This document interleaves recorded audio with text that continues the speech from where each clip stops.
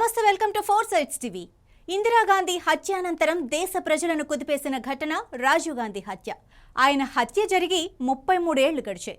మే 21, 1991లో Liberation Tigers of Tamil Eelam LTTE ఆత్మాహుతి దాడిలో మరణించారు.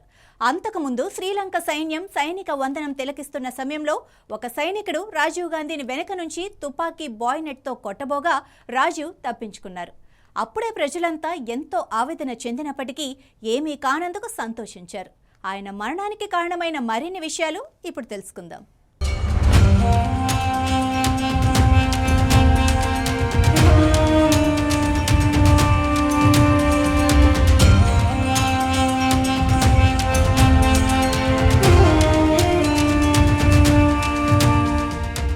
శ్రీలంక తమిళులపై అక్కడి ప్రభుత్వం ప్రదర్శిస్తున్న హింస, వివక్ష కారణంగా ప్రత్యేక దేశం తమిళ ఈలం కావాలని ఈశాన్య ప్రాంతంలో అనేక తమిళ సంస్థలు గెరిల్లా పోరాటాలు చేపట్టాయి. దీంతో అక్కడ శాంతి భద్రతలు దెబ్బతిన్నాయి.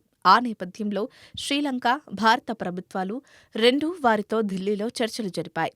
దీనికి సమ్మతించిన తమిళ సంఘాలన్నీ అప్పటి ప్రధాని రాజీవ్ గాంధీ ప్రభుత్వానికి తమ ఆయుధాలను అప్పగించాయి. అయితే వేలుపిల్లై ప్రభాకరన్ సారథ్యంలోని the Liberation of Tamil Eelam LTTE మళ్లీ తన బల ప్రదర్శన మొదలుపెట్టి శ్రీలంకలో శాంతి భద్రతల సమస్యను తెచ్చిపెట్టింది.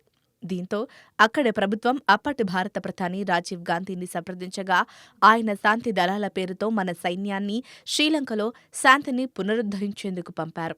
ఇది భారత సైన్యం, భారతీయ మూలాలున్న తమిళుల మధ్య ఘర్షణగా మారింది. అంటే భారత సైన్యం వర్సెస్ తమిళులు. ఇది చాలా మంది తమిళులకు ఆగ్రహం కలిగించింది. వాస్తవానికి రాజీవ్ గాంధీ మన సైన్యాన్ని అక్కడికి పంపకపోతే శ్రీలంకలో శాంతి స్థాపన కోసం చైనా సైన్యం వచ్చేది. ఇది భారత్కు ముప్పుగా పరిణమించేది.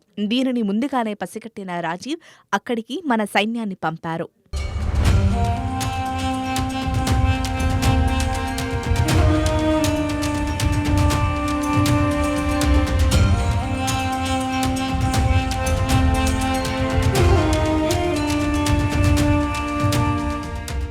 భారత సైన్యంపై తలపడలేని ఎల్టీటీఈ టైగర్ ప్రభాకరన్ రాజీవ్ గాంధీ హత్యకు ప్రణాళిక రచించారు. అందుకోసం ఆత్మాహుతి దళాన్ని రూపొందించారు.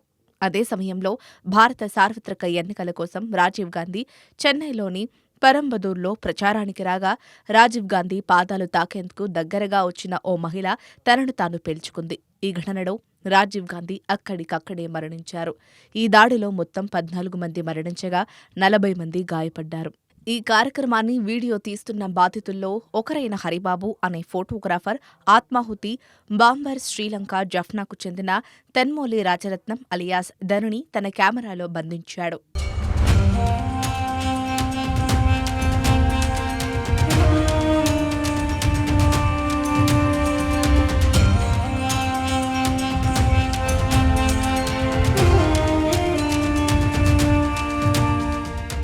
ఈ హత్యకు సంబంధించి దర్యాప్తును మే 22, 1991న సీబీఐకి అప్పగించారు.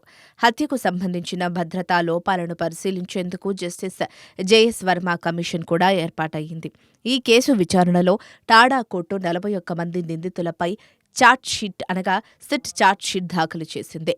జస్టిస్ మిలాప్ చంద్ జైన్ మధ్యంతర నివేదికకి ఈ ఘటనపై పలు సంచలన విషయాలను బయటపెట్టింది. హత్య సమయంలో తమిళనాడులో అధికారంలో ఉన్న డీఎంకే పార్టీ ఎల్టీటీఈతో కుమ్మక్కయిందని, హత్య జరగడానికి ముందు చాలా మంది ఎల్టీటీఈ సభ్యులకు ఆశ్రయం ఇచ్చిందని ఆరోపించారు. ఈ హత్య కేసులో పథకాన్ని అమలు చేసిన శివరాసన్ తన 6 సహచరులతో కలిసి ఆత్మహత్య చేసుకుని బెంగుళూరులో మరణించాడు.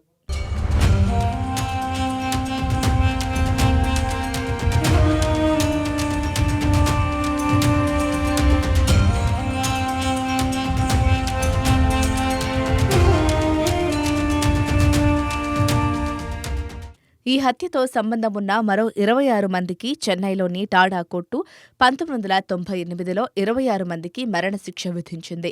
నిందితులు ఈ తీర్పును సవాల్ చేస్తూ 1999లో సుప్రీంకోర్టులో అప్పీల్ చేశారు. ఆ సమయంలో మురుగన్, సంతన్, పెరేవాలా, నళిని మరణశిక్షలను సుప్రీంకోర్టు సమర్థించింది.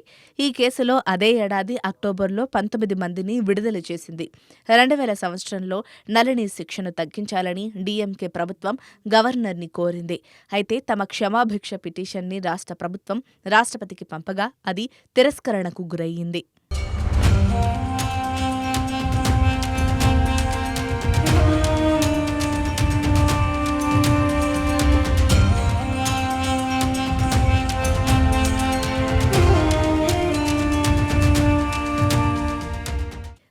సంవత్సరంలో రాజీవ్ గాంధీ భార్య, మాజీ కాంగ్రెస్ అధ్యక్షురాలు సోనియా గాంధీ నళిని కోసం క్షమాభిక్ష పిటిషన్ దాఖలు చేశారు.